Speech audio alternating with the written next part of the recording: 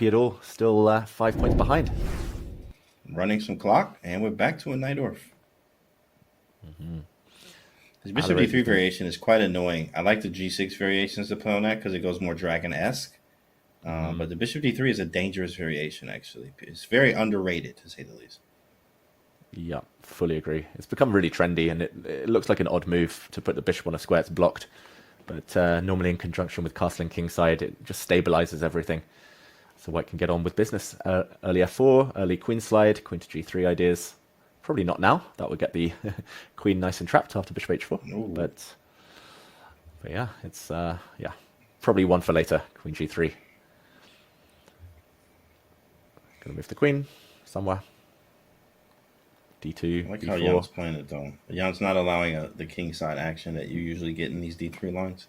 d6 is hanging. Won't let him take it. Where do we move? I thought knight c5 was nice. Whoa, look at all this piece just action in the center. Pieces everywhere. It's the clash of the knights. The four horsemen of the apocalypse. Yeah, some of those knights are strong. I'm not sure which set are the strongest. He pauses. How impressed are you by Alireza, though? Just like never seeming nervous, always keeping his cool, very few one-move blunders. Just so consistent. Yeah, I love the fact that I've talked to him many times, interviews and just, when I was in events and chatting with him and stuff. Very down-to-earth, cool dude. And he's just always working on the games and lots of tactics, like a lot of tactics. I mean, insane amounts, So something I like to do too as well. So he's when you're doing lots and lots of tactics, you just stay calculating, I believe. So when you're doing that type of work that he's doing, I believe, he's just always locked in. He stays calculating, doing tactics in his sleep type of thing. So yeah, he stays calculating. He also leans in. What I notice is I think it's weird, but do you play better leaning in, David? Because he does this every match. It doesn't matter. Like leaning, it feels like you can feel the pieces and see them a little bit better when you're leaning into the screen. So he does this every match, no matter who he plays.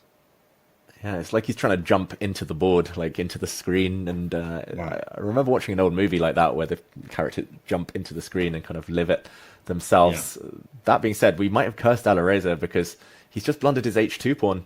And right now, black with queen to g5 is apparently better. Works? What's the idea, though? What? King this takes. Works? You gotta be kidding me, David. Oh my goodness. Rook c2, apparently the blue arrow showed, not rook e2. I accidentally removed the blue arrow there, but that is the best move. He finds it. I mean, that's incredible that works. I can't even believe it. You could block with f2. Oh, but there's queen h5. Oh, my goodness. Mm-hmm. Oh, queen h5. That's tough. That's it just worked out. There's no other way to put that. It just worked out. His pieces with the right place at the right time. That was a very, very weird tactic, to say the least. Hard to spot. But Jan spotted it. Yeah, definitely instantly. Spotted it. Yeah, instantly. Bishop f2, rook f2 anyway. Yeah, beautiful. Yeah, there we go. I was going to put it on the board, but I knew it would happen anyway. So here we go. He's a pawn up.